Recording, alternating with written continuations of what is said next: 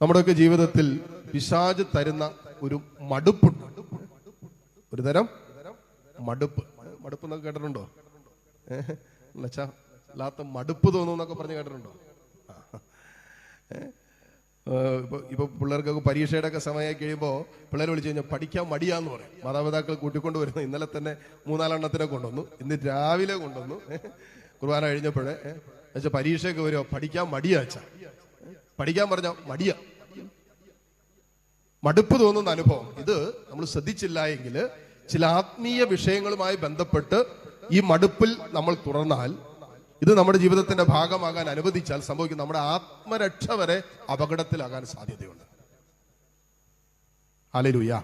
അതുകൊണ്ട് ശത്രുവിന്റെ ഒരു തീരുമാനമാണ്, അവൻ നമ്മെ വഞ്ചിക്കുന്ന ഒരു വഴിയാണ് നമ്മുടെ മനസ്സിന് ചില മടുപ്പ് അനുഭവങ്ങൾ അവൻ സമ്മാനിച്ചുകൊണ്ടിരിക്കുന്നത്. ചിലപ്പോഴൊക്കെ നമുക്കറിയാം, നമ്മുടെ കടന്നു പോകുന്ന അനുദിന ജീവിതത്തിൽ നമ്മൾ തളർന്നു പോകാനും അസ്വസ്ഥരാകാനും മടുപ്പ് തോന്നാനൊക്കെ ഉള്ള സാധ്യതകളും സാഹചര്യങ്ങളുണ്ട്.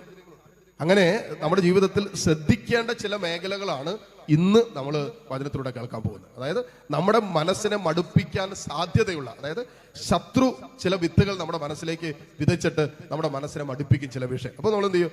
ആ വിഷയങ്ങളിൽ നമ്മൾ ദൈവസ്നേഹത്തിന് ചേരാത്ത തീരുമാനങ്ങളിലേക്ക് പോകും. ഇപ്പൊ നിങ്ങൾ തന്നെ കുടുംബത്തിലൊന്ന് ആലോചിച്ച് നോക്കിയേ.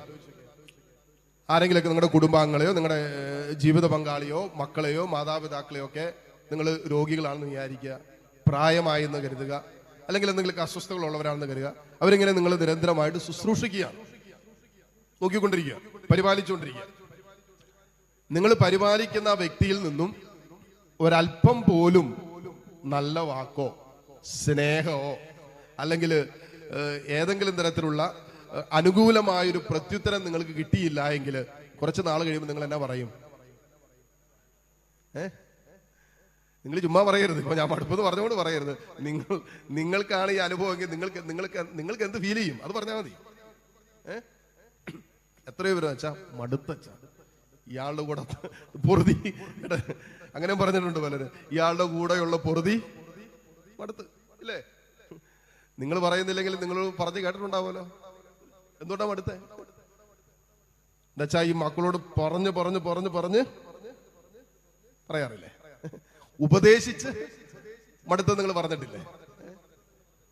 ഇവിടെ ശ്രദ്ധിക്കേണ്ട ഒരു വിഷയമാണ്, ജീവിതത്തിന്റെ ചില കഷ്ടതകളിലും ഞെരുക്കങ്ങളിലും സഹനങ്ങളിലൊക്കെ പരീക്ഷകളിലൂടെയൊക്കെ കടന്നു പോകുമ്പോൾ ശത്രു നമ്മുടെ മനസ്സിലേക്ക് സ്വാഭാവികമായി അനുദിന ജീവിതത്തിന്റെ വിഷമങ്ങളിലൊക്കെ നമ്മുടെ മനസ്സിലേക്ക് തരാവുന്ന ഒരു ചിന്തയാണ് മടുപ്പ് തോന്നുന്ന അനുഭവം. ഹല്ലേലൂയ. ഇങ്ങനെ മടുപ്പ് തോന്നുമ്പോൾ സംഭവിക്കുന്നത് എന്താണെന്നറിയാവോ? നമ്മൾ എടുക്കുന്ന തീരുമാനങ്ങളൊക്കെ ദൈവസ്നേഹത്തിൽ നമ്മൾ അകറ്റാൻ എളുപ്പമാണ് പിശാചിനും. ഈ കഴിഞ്ഞ ദിവസം ഞാൻ ബ്രില്യന്റിൽ പഠിക്കുന്ന ഒരു പെങ്കൊച്ചിനെ കണ്ടതാണ്. അപ്പൊ അവള് പറഞ്ഞതാണ്, വെച്ചാൽ ഞങ്ങളുടെ തന്നെ കോളേജിൽ പഠിക്കുന്ന ഇതിൽ പഠിക്കുന്ന, അതായത് എനിക്കൊന്ന് റിപ്പീറ്റഡ് ആയിട്ടുള്ള ബാച്ചിലാണ്. അതിനകത്ത് 3 ആൺകുട്ടികൾ ആത്മഹത്യക്ക് ശ്രമിച്ചിട്ടുണ്ട്.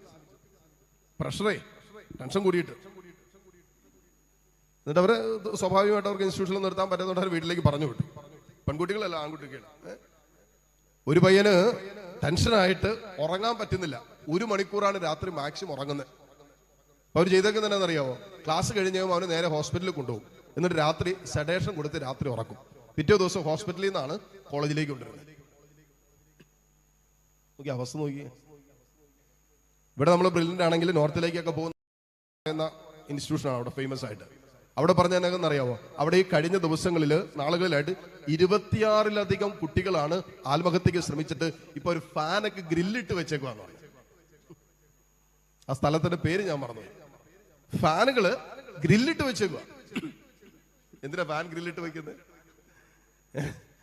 എന്തിനാ ആ ഫാൻ തൂങ്ങാതിരിക്കാൻ? എന്തൊരവസ്ഥയാണെന്ന് നിങ്ങളൊന്ന് ആലോചിച്ച് നോക്കിയേ.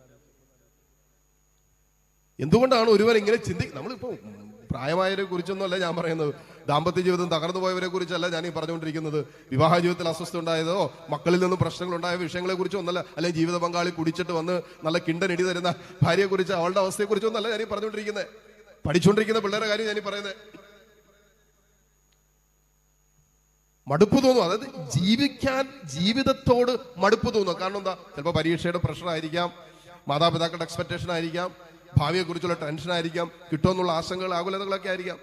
ചില സഹനങ്ങളും കഷ്ടതകളും ഞെരുക്കങ്ങളും ഒക്കെ വരുമ്പോൾ മനസ്സിന് മടുപ്പ് തോന്നുമ്പോൾ നമ്മൾ കടന്നു പോകുന്ന എടുക്കുന്ന തീരുമാനങ്ങൾ പലപ്പോഴും ദൈവസ്നേഹത്തിന് വിപരീതമായിട്ട് മാറാം.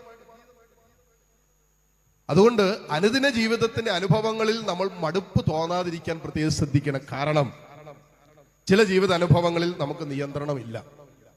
ഹല്ലേലൂയ. ശ്രമത്തിൽ പറഞ്ഞേ ഹല്ലേലൂയ, ഹല്ലേലൂയ. ചില വിഷയങ്ങളിൽ നമുക്ക് നിയന്ത്രണം ഉണ്ടാകാം, എന്നാൽ ചില വിഷയങ്ങളിൽ നമുക്ക് നിയന്ത്രണം ഉണ്ടാകാൻ സാധ്യതയില്ല. മക്കളുടെ കാര്യമാകാം, അവരുടെ കുടുംബം, അവരുടെ ദാമ്പത്യമൊക്കെ ആകാം, ചിലപ്പോൾ നമ്മുടെ സാമ്പത്തിക മേഖലകളാകാം, അല്ലെങ്കിൽ നിങ്ങളുടെ ജീവിതവുമായി തന്നെ ബന്ധപ്പെട്ട് നിൽക്കുന്ന അത്ര കണ്ട് നിങ്ങൾക്ക് നിയന്ത്രിക്കാൻ പറ്റാത്ത ചില വിഷയങ്ങളൊക്കെ ഉണ്ടാകാം. എന്നാൽ നമുക്ക് നിയന്ത്രണാതീതമായി നിൽക്കുന്ന വിഷയങ്ങൾ ഉണ്ടാകാം. എന്തു ആകട്ടെ, സ്വാഭാവികമായിട്ടും ചില കഷ്ടതകളും ഞെരുക്കങ്ങളൊക്കെ വരുമ്പോൾ, അതുകൊണ്ടാണ് വചനം നമ്മളോട് എപ്പോഴും പറയുന്നൊരു കാര്യമാണ്, നിങ്ങൾ നഷ്ടധൈര്യരാകരുത്, നിങ്ങൾ ഭയപ്പെടരുത്, നിങ്ങൾ അസ്വസ്ഥരാകരുത് എന്ന് പറയുന്നതിന് കാരണം ഈ വിഷയങ്ങളൊക്കെ നമ്മളെ മടുപ്പിക്കാം. ഹല്ലേലൂയ. ഇന്നലകളിൽ കടന്നുപോയിട്ടുള്ള കഷ്ടതകളും ഞെരുക്കങ്ങളും പ്രതിസന്ധികളും ബുദ്ധിമുട്ടുകളും സഹനങ്ങളൊക്കെ കുറച്ച് കഴിയുമ്പോൾ നമുക്ക് മടുപ്പായിട്ട് മാറാം. നിങ്ങൾ ഒന്ന് രണ്ട് വചനഭാഗങ്ങളൊന്നും എടുക്കാവോ? പലപ്പോഴും പറഞ്ഞിട്ടുള്ള ചില വചനങ്ങളാണ്, എന്നാലും ഒന്ന് വായിക്കുന്ന നല്ലതായിരിക്കും. യോഹന്നാന്റെ സുവിശേഷം 16-ാം അധ്യായം അതിന്റെ 33-ാമത്തെ വചനം ഒന്ന് വായിച്ചാൽ ആദ്യം. നിങ്ങൾ എന്നിൽ സമാധാനം കണ്ടെത്തേണ്ടതിനാണ് ഇത് ഞാൻ നിങ്ങളോട് പറഞ്ഞത്. അപ്പോ നിങ്ങളോട് ചില വിഷയങ്ങൾ ഈശോ പറയുന്നത് സമാധാനം എന്നിൽ കണ്ടെത്തേണ്ടതിനാണ് ഞാനത് നിങ്ങളോട് പറഞ്ഞത്. എന്നിട്ട് ഈശോ കൂട്ടിച്ചേർക്കുന്ന കാര്യമാണ്, ലോകത്തിൽ നിങ്ങൾക്ക് ഞെരുക്കമുണ്ടാകും, എങ്കിലും ധൈര്യമായിരിക്കുവിൻ, ഞാൻ ലോകത്തെ കീഴടക്കിയിരിക്കുന്നു.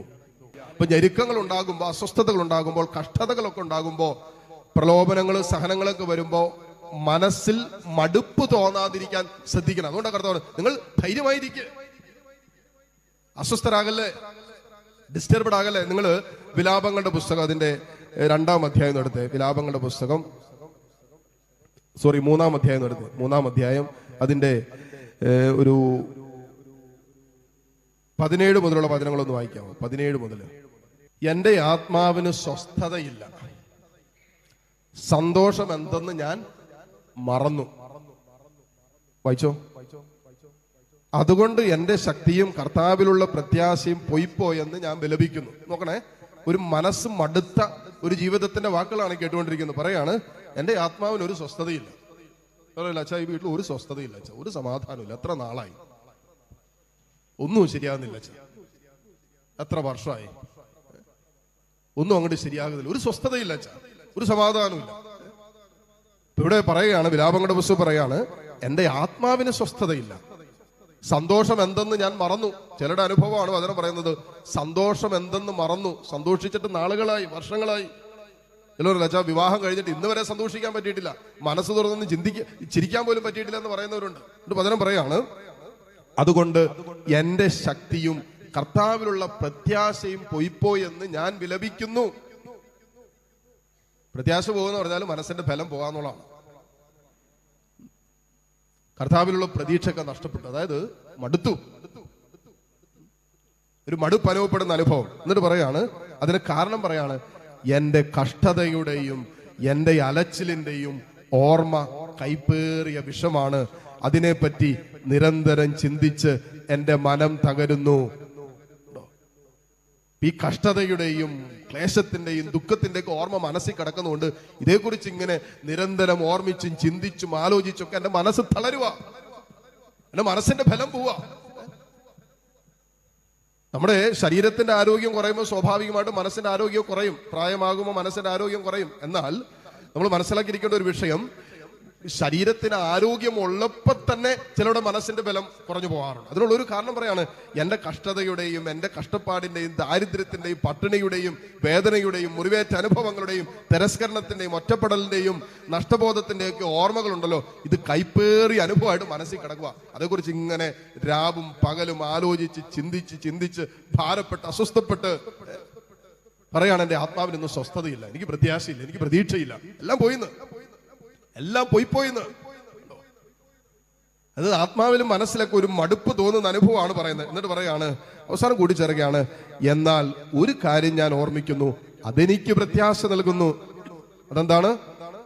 കർത്താവിന്റെ സ്നേഹം ഒരിക്കലും അസ്തമിക്കുന്നില്ല, അവിടുത്തെ കാരുണ്യം അവസാനിക്കുന്നില്ല. ഓരോ പ്രഭാതത്തിലും അത് പുതിയതാണ്. അവിടുത്തെ വിശ്വസ്തത ഉന്നതമാണ്. കർത്താവാണ് എന്റെ ഓഹരി, അവിടെ നിന്നാണ് എന്റെ പ്രത്യാശ എന്ന് ഞാൻ പറയുന്നു. ഹല്ലേലൂയ. എല്ലാവരും പറഞ്ഞേ ഹല്ലേലൂയ. സർവ്വരുത്തി പറഞ്ഞേ ഹല്ലേലൂയ, ഹല്ലേലൂയ. അപ്പോ അനുദിന ജീവിതത്തിന്റെ അനുഭവങ്ങളിൽ നമുക്ക് മനസ്സുമടുക്കാം. അല്ല, അങ്ങനെ മനസ്സുമടുത്തിരിക്കുന്നവര് ചിലപ്പോൾ ഇതിനകത്തുണ്ടാകും. കാണുമായിരിക്കും അല്ലേ? ഇപ്പം ഞാൻ പേഴ്സണലായിട്ട് നിങ്ങളെ കാണുവാണെങ്കിൽ 50% പേരും ചില ജീവിത സാഹചര്യങ്ങളിൽ മനസ്സുമടുത്തായിരിക്കും ഇരിക്കുന്നത്. പ്രാർത്ഥിക്കുന്നൊക്കെ ഉണ്ട്, പള്ളിയിൽ പോകുന്നൊക്കെ ഉണ്ടെങ്കിലും മനസ്സുമടുത്ത അത് ശ്രദ്ധിക്കേണ്ട വിഷയമാണ്. കാരണം എന്താ, മനസ്സുമടുത്ത് കഴിഞ്ഞാൽ പിന്നെ നമുക്ക് ആത്മീയ ജീവിതത്തിൽ നമ്മുടെ ആത്മാവിന്റെ സ്വസ്ഥത നഷ്ടപ്പെടും. നമുക്ക് മുന്നോട്ട് പോകാൻ പറ്റില്ല. ഒരു കാര്യം ചെയ്യാൻ തോന്നുന്നില്ല. നമുക്ക് മനസ്സുമടുത്ത് കഴിഞ്ഞാൽ ഒരു കാര്യം ചെയ്യാൻ തോന്നുകയില്ല. ഒന്നിലും താല്പര്യം ഉണ്ടാകുകയാണ്. എല്ലാത്തിനോടും ഒരു പറയില്ല, ഒരു അവജ്ഞയും താല്പര്യക്കുറവും ഒക്കെയുള്ള ഒരു ഫീലിംഗ് നമ്മൾ അറിയാതെ നമ്മുടെ ഉള്ളിൽ വരാൻ തുടങ്ങും. ഹല്ലേലൂയ. അപ്പൊ നമ്മുടെ കുടുംബത്തിലുള്ള നമ്മൾ അനുദിനം ചെയ്യേണ്ട പ്രവർത്തികളിൽ പോലും നമുക്ക് ഒരു കരുത്തോടെയും ഒരു എനർജി ആയിട്ട് വ്യാപരിക്കാൻ പറ്റാതെ പോകും. നിങ്ങൾ പത്രോസിന്റെ ലേഖനം, അതിന്റെ 1-ാമത്തെ ലേഖനം 2-ാം അധ്യായം 12 മുതലുള്ള വചനങ്ങളൊന്ന് വായിക്കാവോ?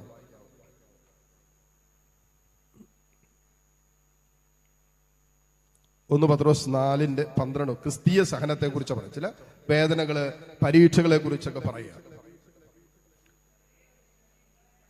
പ്രിയപ്പെട്ടവരെ, നിങ്ങളെ പരിശോധിക്കാനായി അഗ്നി പരീക്ഷകൾ ഉണ്ടാകുമ്പോൾ അപ്രതീക്ഷിതമായതെന്തോ സംഭവിച്ചാലെന്ന പോലെ പരിഭ്രമിക്കരുത്.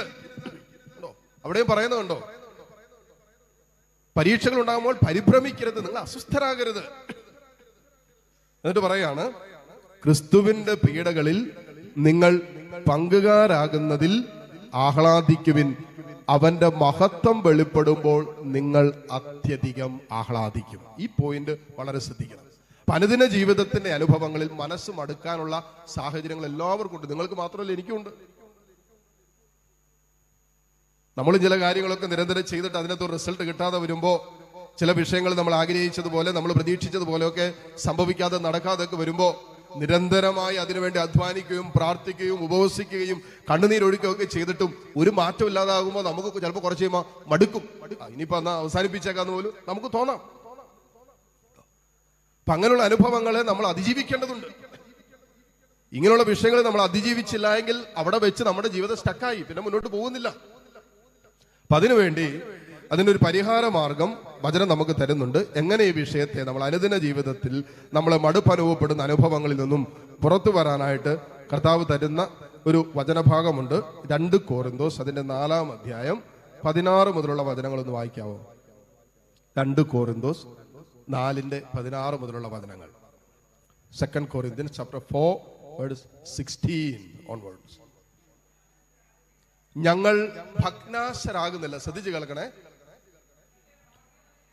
ഞങ്ങൾ ഭഗ്നാശരാകുന്നില്ല, ഞങ്ങൾ നിരാശരാകുന്നില്ല, ഞങ്ങൾക്ക് മടുപ്പ് തോന്നുന്നില്ല എന്ന് പൗലോസ്ലീഹ പറയുക. എന്നിട്ട് പറയാണ്, ഞങ്ങളിലെ ബാഹ്യ മനുഷ്യൻ ക്ഷയിച്ചുകൊണ്ടിരിക്കുകയാണെങ്കിൽ, എന്ന് പറഞ്ഞാൽ അനുദിന ജീവിതത്തിന്റെ കഷ്ടപ്പാടും ദാരിദ്ര്യവും ഒറ്റപ്പെടലും തിരസ്കരണവും ഈ ലോക ജീവിതം നമുക്ക് സമ്മാനിക്കുന്ന അസ്വസ്ഥതകൾ കൊണ്ട് എൻ്റെ ബാഹ്യ മനുഷ്യൻ ക്ഷയിക്കുകയാണ്, തകർന്നുകൊണ്ടിരിക്കുക, പരിക്കേൽപ്പിക്കപ്പെട്ടിരിക്കുക, പീഡിപ്പിക്കപ്പെട്ടുകൊണ്ടിരിക്കുക, അസ്വസ്ഥനാക്കപ്പെട്ടുകൊണ്ടിരിക്കുക.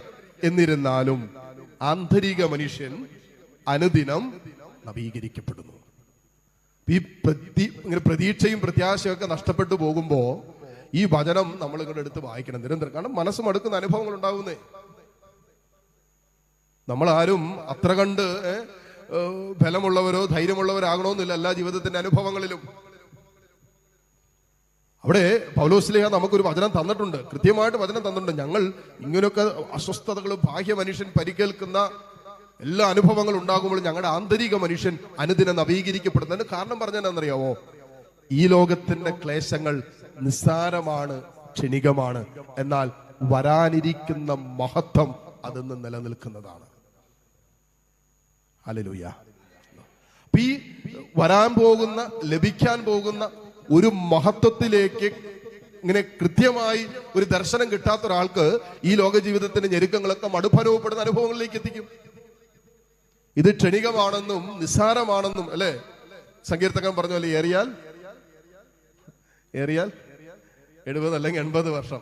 അതിൽ കൊള്ളൊന്നും ആരും സഹിക്കേണ്ടി വരികയല്ല കേട്ടോ. ചിലവരൊക്കെ ചിലപ്പോൾ അതിലൊക്കെ സഹിക്കേണ്ടി വരും. 90, 95 ഒക്കെ പോവുമായിരിക്കും. എന്തായാലും ഒരു 90 വയസ്സ് വരെയൊക്കെ സഹിക്കേണ്ടി വരുള്ളൂ. അപ്പോ ഇത്രയും നാൾ സഹിക്കേണ്ടി വരും എന്നറിഞ്ഞുകൊണ്ട് തന്നെ ജീവിക്കുന്നതായിരിക്കും കൂടുതൽ നല്ലത്.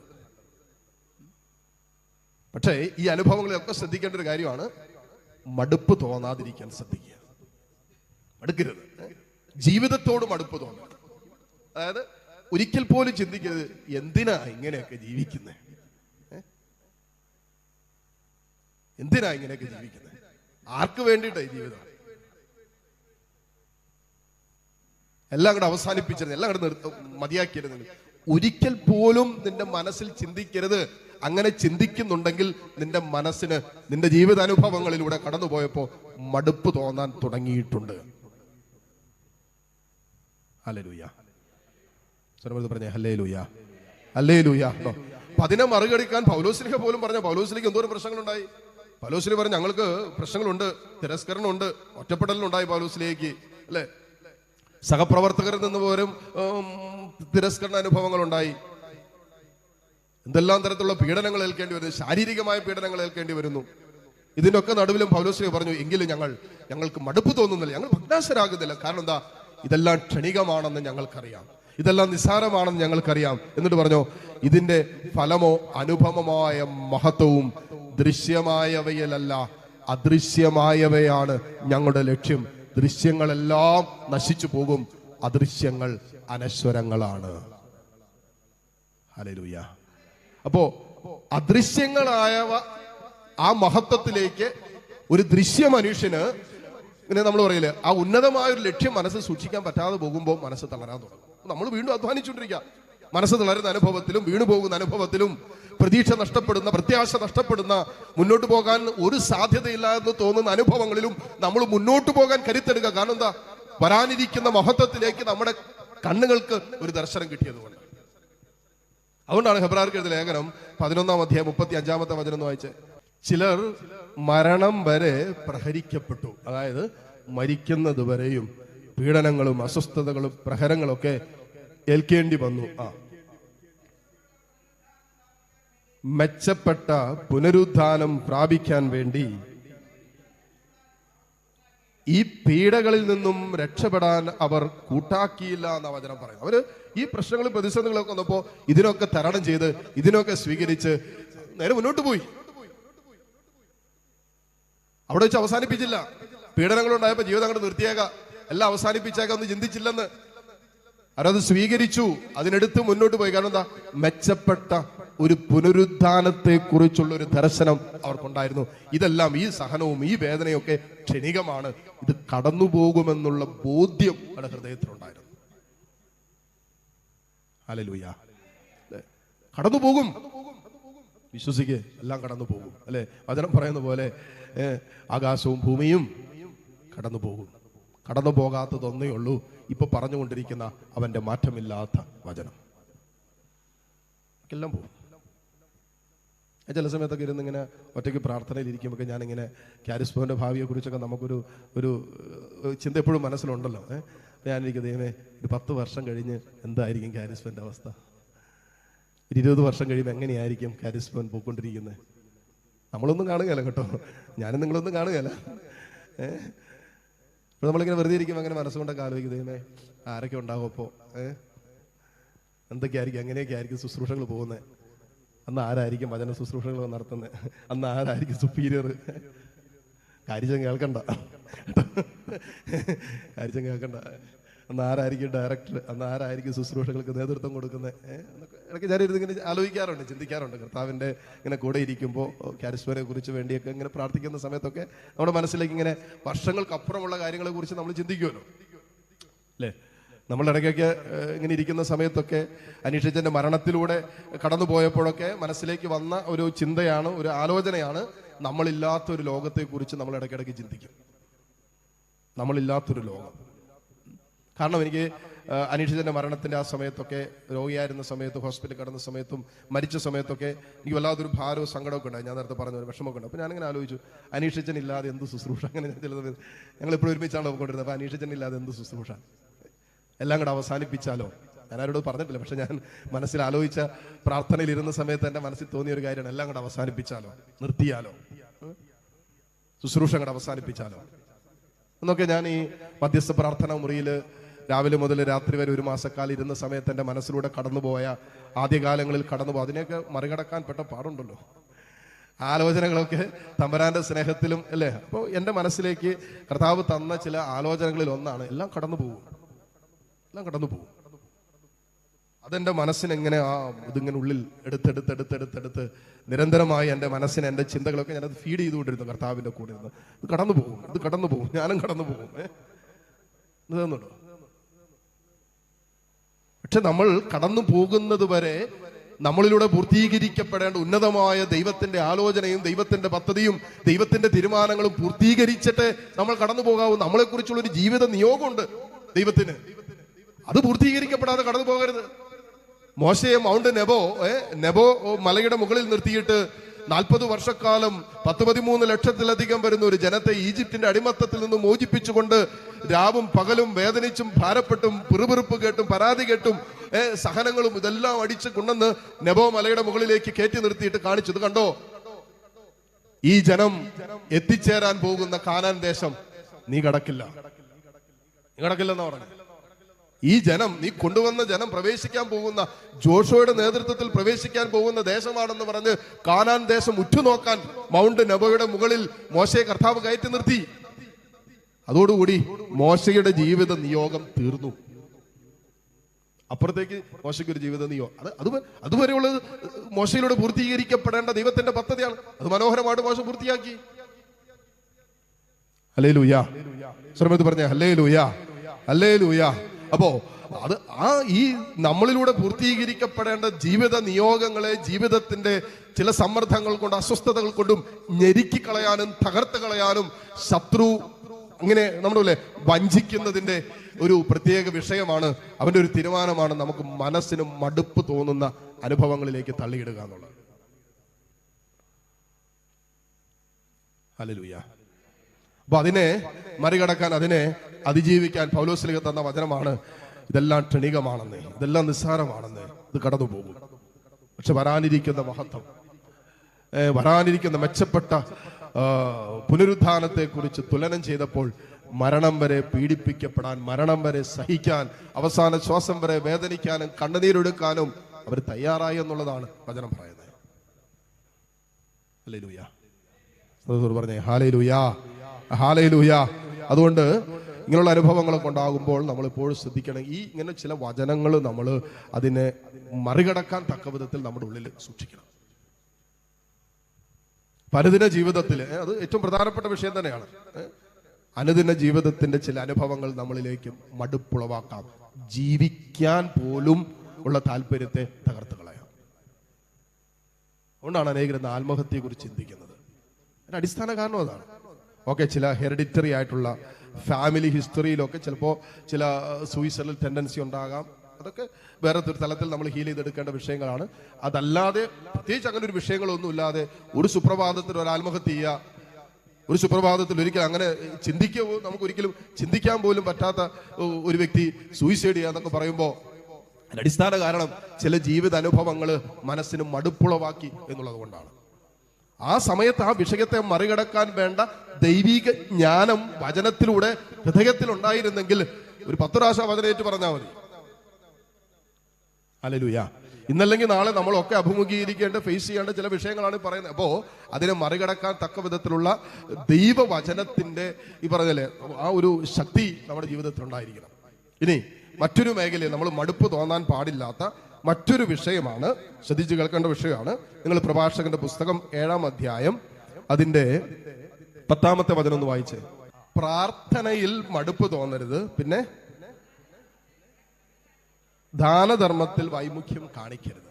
രണ്ട് കാര്യങ്ങളാണ് അതിനകത്ത്. ആരംഭത്തിൽ പറയുന്നത് പ്രാർത്ഥനയിൽ മടുപ്പ് തോന്നരുത്.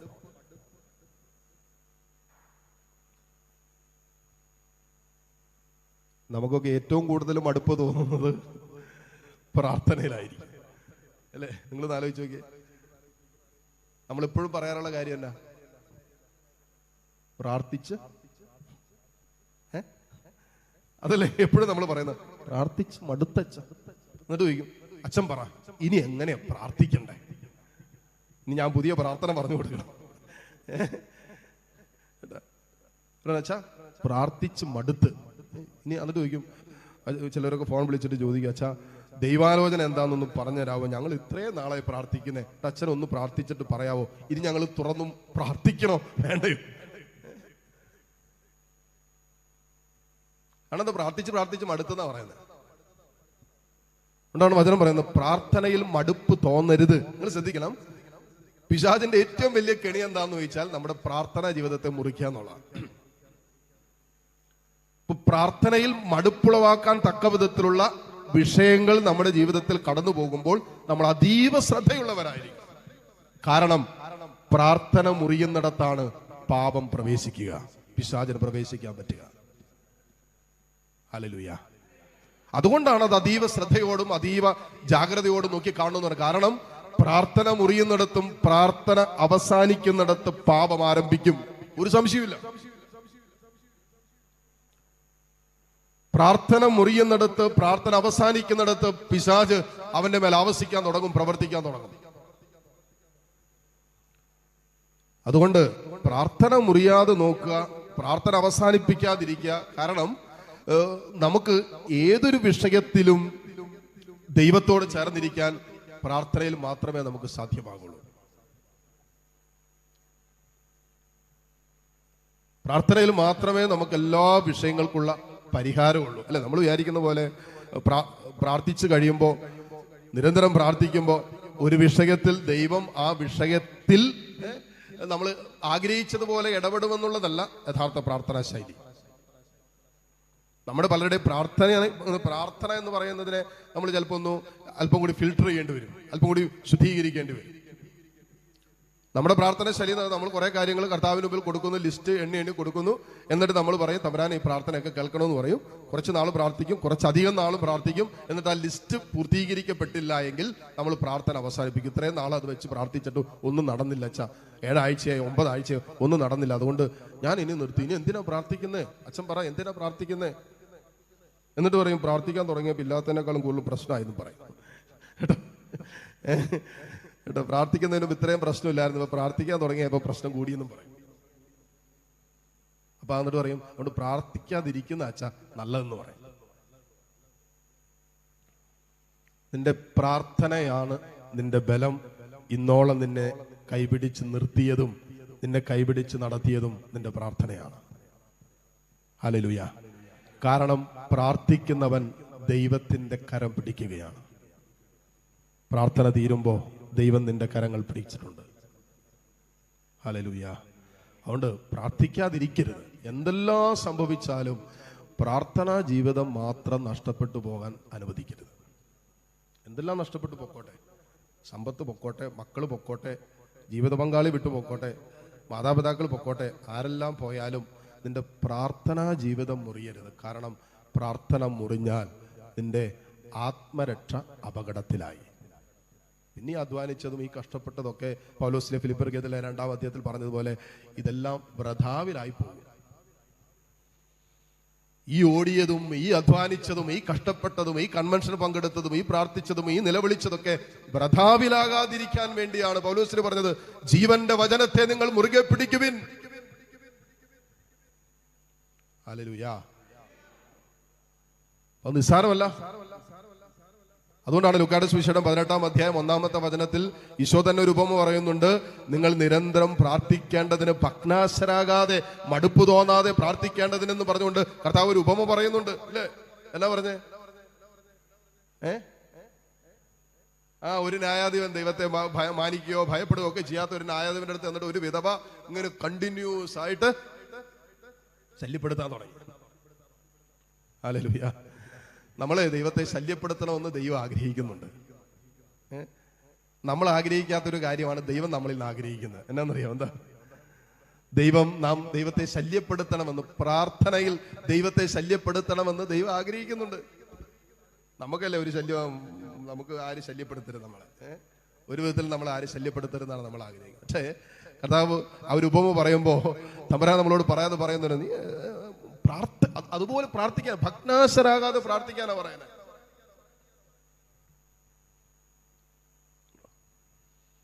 അതുകൊണ്ട് ഒരിക്കലും നമ്മൾ പറയരുത്, അച്ഛാ എനിക്ക് പ്രാർത്ഥിച്ചു മടുത്തച്ഛാ, എനിക്ക് അങ്ങനെ പറയാൻ തുടങ്ങുമ്പോൾ ഒരു കാര്യം മനസ്സിലാക്കണം. പ്രാർത്ഥനയിൽ മടുപ്പ് തോന്നുന്നു എന്ന് പറയുമ്പോൾ ദൈവത്തോടുള്ള നിന്റെ സ്നേഹം കുറഞ്ഞു എന്നാണ് അർത്ഥം. അല്ലേ? യഥാർത്ഥ അർത്ഥം അതാണ്. നിനക്ക് ദൈവത്തോടുള്ള നിന്റെ സ്നേഹം കുറഞ്ഞു, അതുകൊണ്ടാണ് നിനക്ക് പ്രാർത്ഥനയിൽ മടുപ്പ് തോന്നാൻ തുടങ്ങുന്നത്. ഹല്ലേലൂയ. അതുകൊണ്ട് പ്രാർത്ഥനയിൽ മടുപ്പ് തോന്നാതിരിക്കാൻ പ്രത്യേകം ശ്രദ്ധിക്കുക. അപ്പോൾ അങ്ങനെയുള്ള മടുപ്പൊക്കെ ഉണ്ടാകുമ്പോൾ, അസ്വസ്ഥതകൾ ഉണ്ടാകുമ്പോൾ, ബുദ്ധിമുട്ടുകളൊക്കെ ഉണ്ടാകുമ്പോൾ നമ്മൾ തമ്പുരാന്റെ സ്നേഹത്തിൽ നമ്മളെ ചേർത്ത് നിർത്തണം. കാരണം കർത്താവിന്റെ കരം പിടിക്കാതെ നമുക്ക് മുന്നോട്ട് പോകാൻ പറ്റില്ല. ആരായാലും എന്താണെങ്കിലും കുറച്ച് കഴിയുമ്പോൾ, ലൈഫ് മുന്നോട്ട് പോകുമ്പോൾ, കൂടുതൽ പ്രതിസന്ധികൾ, അസ്വസ്ഥതകളൊക്കെ നമ്മുടെ ജീവിതത്തെ ഭരിക്കാൻ തുടങ്ങുമ്പോൾ സ്വാഭാവികമായിട്ടും നമുക്ക് പിടിച്ചു നിൽക്കാൻ പറ്റാത്ത അനുഭവങ്ങളിലൂടെയൊക്കെ കടന്നു പോകേണ്ടി വരും. പ്രായമായി കഴിയും, മക്കൾ ഉപേക്ഷിക്കും, ആരും നോക്കാനുണ്ടാകണമെന്നില്ല, മരുന്ന് മേടിക്കാൻ പോലും ആരും ഒന്നും തരണമെന്നില്ല, ഒന്ന് പള്ളിയിൽ കൊണ്ടുപോടാ, ഒന്ന് കുമ്പസാരിപ്പിക്കാൻ കൊണ്ടുപോടാ, എനിക്കൊരു വിശുദ്ധ കുർബാന അച്ഛനോട് പറഞ്ഞു കൊണ്ടുപോടാ എന്നൊക്കെ പറഞ്ഞിട്ടും കിട്ടാതെ കിടക്കുന്ന മാതാപിതാക്കളെ ഞാൻ കണ്ടിട്ടുണ്ട്.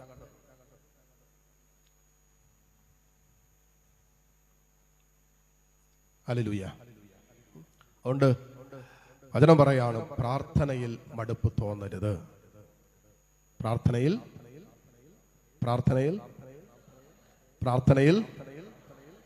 എല്ലാവരും കേട്ടല്ലോ അല്ലേ? നിങ്ങളൊക്കെ ഇനി ഈ ദിവസങ്ങളിൽ വരുന്ന ആളുകളൊക്കെ എപ്പോഴെങ്കിലും കാണുമല്ലോ. ഈ ഒരു വാക്ക് നമ്മൾ പറയരുത്. വെച്ചാൽ പ്രാർത്ഥിച്ചു മടുത്തെന്ന് പറയരുത്. പ്രാർത്ഥിക്കാന്ന് പറഞ്ഞാൽ തമ്പുരാന്റെ കൈപിടിച്ച് നടക്കാൻ തീരുമാനം എടുക്കുന്ന പ്രാർത്ഥന എന്ന് പറയുന്നത്.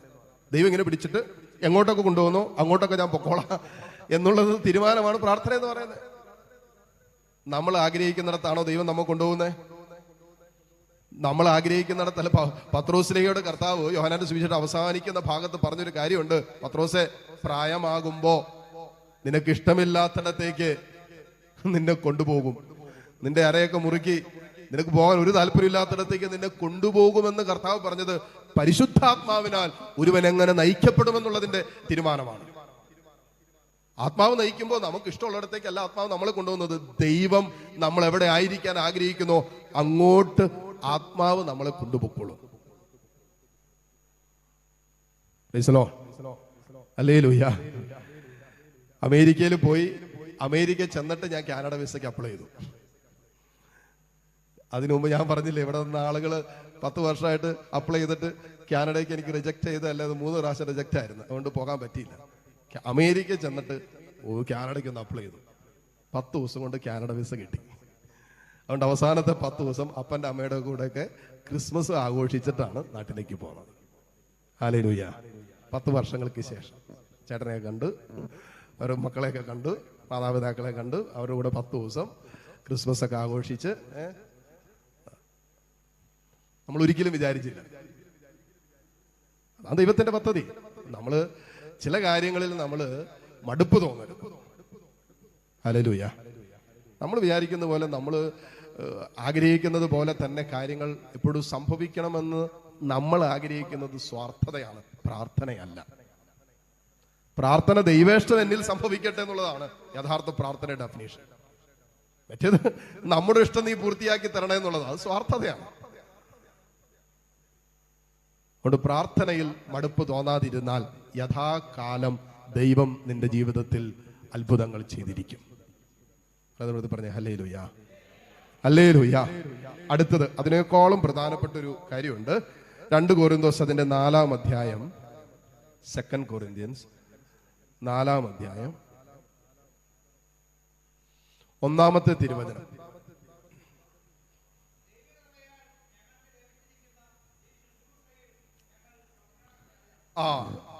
അപ്പോ പൗലോസ്ലീഹ പറയാണ്, തങ്ങളെ ഏൽപ്പിച്ചിരിക്കുന്ന ഈ കർത്തൃ ശുശ്രൂഷയിൽ, ദൈവരാജ്യത്തിന്റെ ശുശ്രൂഷയിൽ ഞങ്ങൾ ഭഗ്നാശരല്ല, ഞങ്ങൾക്ക് മടുപ്പ് തോന്നുന്നില്ല. അത് കേട്ടപ്പോൾ എനിക്ക് വലിയ സന്തോഷമായി. ഇതാണ് ആദ്യം എന്നെ സ്ട്രൈക്ക് ചെയ്ത വാക്യം. പൗലോസ്ലീഹ പറയാണ്, ദൈവകൃപയിൽ ഞങ്ങൾക്ക് ലഭിച്ചിരിക്കുന്ന ഈ ശുശ്രൂഷയിൽ ഞങ്ങൾ ഭഗ്നാശരല്ല, ലജ്ജാകരങ്ങളായ രഹസ്യ നടപടികൾ ഞങ്ങൾ വർജിച്ചിരിക്കുന്നു. ശുശ്രൂഷ ചെയ്യാൻ തുടങ്ങിയപ്പോൾ പിന്നെ നമ്മൾ പബ്ലിക് ആയല്ലോ, അല്ലേ? അങ്ങനെയാണല്ലോ പറഞ്ഞ്, ലജ്ജാകരമായ രഹസ്യ നടപടികൾ ഉപേക്ഷിച്ചിരിക്കുന്നു എന്നാണ്. ലജ്ജാകരമായ രഹസ്യ നടപടികൾ. ദൈവരാജ്യത്തിന്റെ കർത്തൃ ശുശ്രൂഷയ്ക്ക് ഇറങ്ങുമ്പോൾ ഒരു കാര്യം ശ്രദ്ധിക്കണം, ലജ്ജാകരമായ രഹസ്യ കലാപരിപാടികൾ ഉപേക്ഷിക്കേണ്ടതുണ്ട്. ഹല്ലേലൂയ.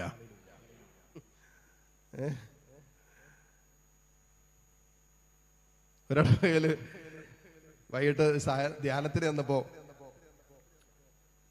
ശുശ്രൂഷയൊക്കെ തുടങ്ങുന്ന സമയത്ത് നമ്മളിങ്ങനെ കുർബാന കഴിഞ്ഞിട്ട് കയറാൻ നിൽക്കുക. അപ്പോഴേക്കും ഞാൻ വിചാരിച്ചെന്നാ പിന്നെ ആരാധന എടുത്ത് വെച്ചേക്കാം, വിശുദ്ധ കുർബാന യൂത്തിലെ പിള്ളേരെ കൊള്ളാം, അപ്പൊ വിശുദ്ധ കുർബാന എടുത്ത് വെച്ചേക്കാം, അപ്പൊ അവരവിടെ നിന്ന് പ്രാർത്ഥിച്ചോളൂ, പിന്നെ ഇവിടുന്ന് ആരാധന തുടങ്ങുമ്പോൾ കൊണ്ടുപോയാൽ മതിയല്ലോ. അപ്പൊ കപ്പിയാരായിട്ടിനെ നോക്കിയിട്ട് കപ്പിയാരായിട്ടിനെ കാണാനില്ല. ഞാൻ ചോദിച്ചാൽ കപ്പിയാരായിട്ടിനെ ഒന്ന് വിളിക്കാമെന്ന് ചോദിച്ചു. ഇപ്പൊ ഇവിടെ നിൽപ്പുണ്ടായിരുന്നു. ഞാൻ പറഞ്ഞു, ഞാനിപ്പോ കണ്ടതാ, പുള്ളി അങ്ങോട്ട് പോയെന്നറിയില്ല. ഞാൻ പറഞ്ഞ പുറത്തേക്ക് ഇറങ്ങി, ഈ തൊട്ട് പുറകെ തന്നെ സംഗീതത്തിൽ പുറകിട്ട് അങ്ങോട്ടും ഇങ്ങോട്ടൊക്കെ നോക്കി കഴിഞ്ഞപ്പോഴേക്കും ആ സൈഡിലായിരുന്നു നിൽക്കുന്നത്. ഞാൻ അങ്ങോട്ട് നോക്കിയപ്പോൾ പുള്ളി ആ ചെറിയ ഗ്യാപ്പ് കിട്ടിയപ്പോൾ പുള്ളി അവിടെ പോയത് വലിച്ചോണ്ടിരിക്കുക. ഞാൻ പേരായിട്ട് ഇത് കഴിഞ്ഞിട്ട് വലിക്ക്, നമ്മളിവിടെ വലിയ ശുശ്രൂഷ നടത്തിക്കൊണ്ടിരിക്കുക, ധ്യാനം ആരാധനയും ഇടവധ്യാനം നടന്നുകൊണ്ടിരിക്കുക. പുള്ളി ചെറിയ ഗ്യാപ്പ് കിട്ടിയപ്പോൾ പുള്ളി അവിടെ പോയിട്ട് ആത്മാവിന് തീ കൊടുത്തുകൊണ്ടിരിക്കുക കേട്ടോ. കർത്തൃ ശുശ്രൂഷയ്ക്ക് ഒരുങ്ങുമ്പോ ലജ്ജാകരമായ രഹസ്യ നടപടികൾ ഉപേക്ഷിക്കേണ്ടതുണ്ട്. ഹല്ലേലൂയ. ദേവാലയവുമായി ബന്ധപ്പെട്ട്, പരിശുദ്ധ കുർബാനയുമായി ബന്ധപ്പെട്ട് ശുശ്രൂഷ ചെയ്യുമ്പോൾ അത് കഴിഞ്ഞിട്ട് വേറെ കലാപരിപാടിക്ക് പോകാൻ നിൽക്കരുത്.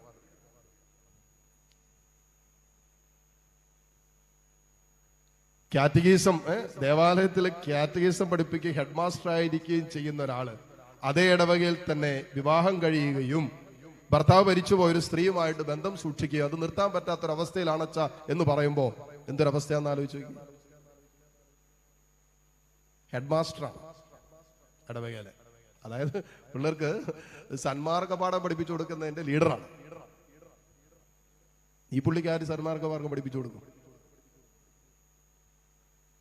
കർത്തൃ ശുശ്രൂഷയ്ക്ക് ഒരുങ്ങുമ്പോൾ വചനം പറയാണ്, ലജ്ജാകരമായ രഹസ്യ നടപടികൾ ഉപേക്ഷിക്കേണ്ടതുണ്ട്.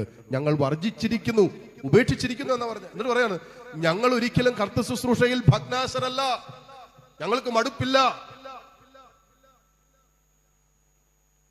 ഹല്ലേലൂയ. എത്ര ചെയ്താലും മടുപ്പില്ല, വിട് ചെയ്തുകൊണ്ടിരിക്കുക, മടുപ്പ് തോന്നുന്നില്ല. സർവ്വത്ത് പറഞ്ഞ ഹല്ലേലൂയ. ഈ നമ്മൾ കർത്തൃ ശുശ്രൂഷകളിൽ മടുപ്പ് തോന്നാൻ പിശാച് കെണിയൊരുക്കും. അതിന്റെ മെയിൻ കാരണങ്ങൾ, അടിസ്ഥാന കാരണങ്ങൾ ഒന്നാണ്, നമ്മൾ കർത്താവിന്റെ ശുശ്രൂഷകൾക്ക് വേണ്ടി ഒരുങ്ങുമ്പോൾ എപ്പോഴും ശ്രദ്ധിക്കണം, ഞാൻ ശുശ്രൂഷിക്കുന്നത് കർത്താവിനെയും എനിക്ക് പ്രതിഫലം തരുന്നത് കർത്താവും, ഞാൻ കർത്താവിന്റെ കയ്യടി മാത്രമാണ് ലക്ഷ്യമായിട്ട് കാണേണ്ടത്. മനുഷ്യരുടെ അംഗീകാരമോ മനുഷ്യരുടെ സ്നേഹമോ മനുഷ്യരുടെ കയ്യടിയോ മനുഷ്യരുടെ നല്ല വാക്കോ ഒരിക്കലും പ്രതീക്ഷിക്കരുത്. നിനക്ക് മടുപ്പ് തോന്നാൻ സാധ്യതയുണ്ട്. പാതി വഴിക്ക് ശുശ്രൂഷകൾ അവസാനിപ്പിക്കും. അനേകര് ദൈവരാജ്യത്തിൽ നല്ല ശുശ്രൂഷകൾ ചെയ്തുകൊണ്ടിരുന്നവര് ശുശ്രൂഷകളൊന്നും ചെയ്യാതെ ഇരിക്കുന്നതിന്റെ ഒരു കാരണം, ഒത്തിരി പേരെ ഞാൻ ഒത്തിരി ശുശ്രൂഷകരെ കണ്ടിട്ടുണ്ട്, ആ ശുശ്രൂഷ ഇടങ്ങളിൽ നിന്ന് മുറിവേറ്റത് കൊണ്ടാണ്. ആരോ എന്തോ പറഞ്ഞു, ആരോ ദേഷ്യപ്പെട്ടു, ആരോ ശകാരിച്ചു, ആരോ കുറ്റം പറഞ്ഞു, അല്ലെങ്കിൽ എന്തെങ്കിലും ചെയ്തത് ചൂണ്ട അത് ശരിയായില്ലെന്ന് പറഞ്ഞു. അതിന്റെ പേരിൽ ദൈവരാജ്യ ശുശ്രൂഷ അവസാനിപ്പിച്ചു. നല്ല ശുശ്രൂഷ ചെയ്തുകൊണ്ടിരുന്ന, വർഷങ്ങളായിട്ട് ശുശ്രൂഷ ചെയ്തുകൊണ്ടിരുന്ന, പക്ഷെ എല്ലാം അവസാനിപ്പിച്ചു. ഞാൻ ഒരു ശുശ്രൂഷയ്ക്ക് പോകുന്നില്ല അച്ഛാ, ഞാനിനി ഒരു ശുശ്രൂഷ ചെയ്യുന്നില്ല പറഞ്ഞു. ആർക്കും ചെയ്യുന്നില്ല, ഒന്നിനും ചെയ്യുന്നില്ല. ഇപ്പൊ ആർക്കും ഒരു കുഴപ്പമില്ലല്ലോ.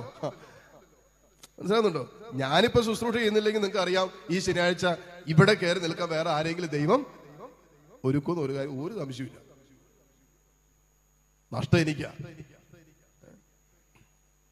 കർത്താവ് തന്റെ ശുശ്രൂഷകളെ മുന്നോട്ട് കൊണ്ടുപോകും.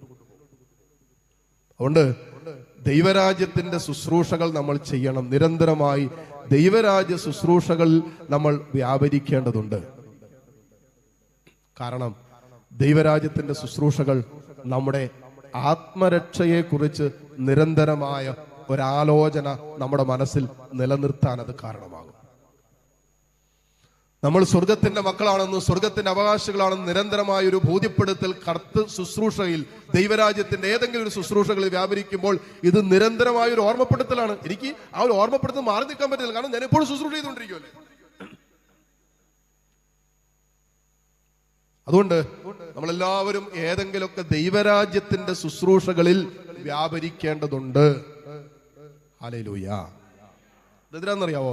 നമ്മുടെ ആത്മരക്ഷയെ കുറിച്ച്, നമ്മൾ സ്വർഗത്തിന്റെ മക്കളാണെന്നും നമ്മൾ ഈ ലോകത്തിൻ്റെതല്ലെന്നും നമുക്കൊരു സ്വർഗീയ ഭവനമുണ്ടെന്നും അങ്ങോട്ട് നമ്മൾ യാത്ര ചെയ്യുന്നവരാണെന്നും അങ്ങനെ ഒരു ലക്ഷ്യം മനസ്സിൽ കണ്ടുകൊണ്ട് ആ ലക്ഷ്യം മനസ്സിൽ കെടാതെ മടുപ്പ് തോന്നാതെ സൂക്ഷിച്ച് മുന്നോട്ട് പോകണമെങ്കിൽ ദൈവരാജ്യത്തിന്റെ ശുശ്രൂഷകളിൽ വ്യാപരിക്കുന്നവരായിട്ട് നമ്മൾ മാറണം. എന്തെങ്കിലും ചെയ്യണം. എന്ത് ചെയ്യണമെന്നുള്ളത് തമ്പുരാനോട് ആലോചിച്ച് തീരുമാനിക്കേണ്ടത്.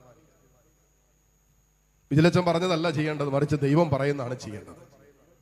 ഹല്ലേലൂയ.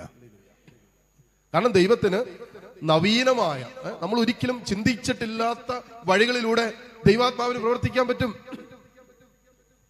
അല്ലെ, കഴിഞ്ഞ ദിവസത്തെ സുവിശേഷ വായന ഇതായിരുന്നു. 4 പേര് കൂടി ഒരു തളർവാദ രോഗിയെ കൊണ്ടുവന്നു, കർത്താവിന്റെ അടുത്തേക്ക് കൊണ്ടുവന്നു. അപ്പൊ ഇങ്ങനെ നോക്കിയപ്പോ ജനം ഇങ്ങനെ തിങ്ങി നിറഞ്ഞു നിൽക്കും. ഒരു വിധത്തിലും കർത്താവിന്റെ അടുത്തേക്ക് എത്താൻ പറ്റണില്ല. അല്ലെങ്കിൽ ഈ രോഗിയെ കർത്താവിന്റെ അടുത്തേക്ക് കൊണ്ടുപോകാൻ പറ്റുന്ന ഒരു ദൈവരാജ്യത്തിന്റെ ശുശ്രൂഷ ചെയ്യും അവര്. 4 പേര് കൂടി അവരുടെ സമയവും അവരുടെ സമ്പത്തും അവരുടെ കാര്യങ്ങളൊക്കെ മാറ്റി വെച്ചിട്ട് ഒരുത്തനെ പൊക്കി കൊണ്ടുവന്നേക്കുക.